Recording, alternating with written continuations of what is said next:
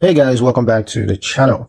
In today's video, we're going to talk about how to set up multiple user logins for your business on Bluevine. It's going to be a quick video. We're not going to waste too much time on this topic.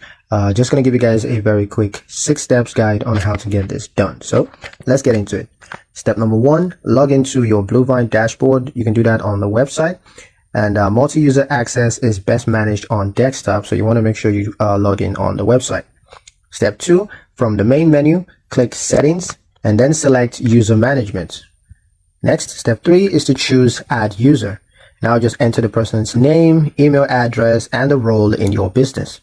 Step 4, assign permissions. Bluevine typically lets you choose between admin level access, standard access, or limited access. Admins can manage all features, while limited users may only view balances or initiate payments. Step 5 is to send invites. The user will receive an email with a link to create their own secure login credentials. Final step 6, once they accept you, you're going to see them listed in your user management panel. You can edit permissions or remove access at any time. This way, employees, accountants, or partners can manage tasks without sharing your personal login.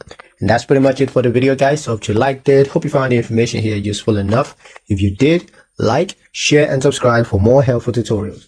Thank you guys for watching, and I'll see you in the next one.